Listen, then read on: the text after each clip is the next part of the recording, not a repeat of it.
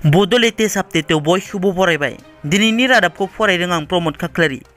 गिबि निउसआव दङ आसामनि देरगावआव गंसे बासआ डाम्पार ट्राकजों सौग्रावदों। गलाघाट जिल्लानि देरगावआव गुवाहाटीसिम खारग्रा नाइट सुपार बास आरो गंसे डाम्पार गारिजों हरखाब सौग्रावलायदों। बे गिख्रंथाव जाथायाव 7 सुबुङा जखम जायो। जखम जानाय सुबुंफोरखौ गोजौ फाहामथायनि थाखाय देरगाव PHC फाहामथाय मिरुआव थिसननाय जायो। AS01GC 4755 नाम्बारनि गंसे सुपार बासआ 37 नं राजा लामायाव लाखिना दोननाय AS23BC 1976 नाम्बारनि डाम्पार ट्राकजों सौग्रावफैयो। सौग्रावनायनि उनाव बासआ आबाद फोथाराव गोग्लैलाङो।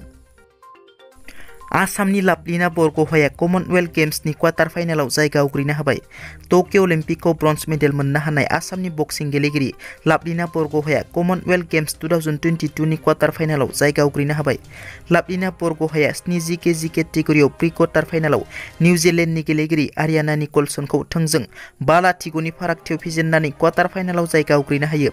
लाभलिना बरग'हाया क्वार्टार फाइनालाव वेल्सनि गेलेगिरि र'जी एकिलिसनि हेंथायै गेलेगोन।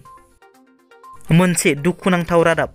क'क्राझार जिल्लानि रेभिनिउ सार्केल अफिसाव सिनियर एसिस्टेन्ट महरै साख्रि मावगासिनो थानाय धनिराम बसुमतारिया रुंसारि जाबाय।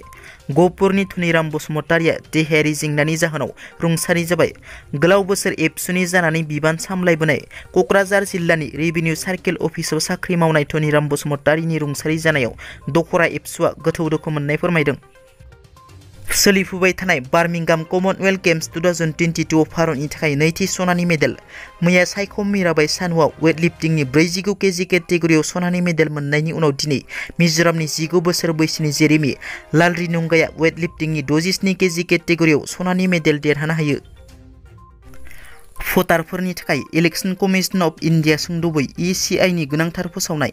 आधार कार्ड आरो पेन कार्ड मोननैजों लिंक खालामनायनि उनाव दानिया आधार कार्ड आरो भटार ID मोननैजों लिंक खालामनांसिगोन। गाबोन 1 आगस्टनिफ्राय गावनि भटार IDखौ आधार कार्डजों लिंक खालामनांसिगोन। जायफोरा आधार कार्ड गैया बिथांमोना गुबुन फोरमानलाइजोंबो लिंक खालामनो हागोन।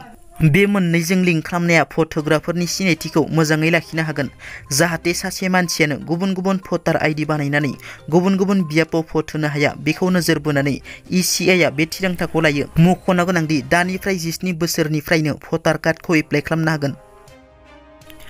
दिनै गाहाय मन्त्रि नरेन्द्र मोदी बिथाङा 91थि मान की बात हाबाफारियाव जर'खायै हादरनि नोगोरारिफोरनिसिम बिबुंथि लाखियो।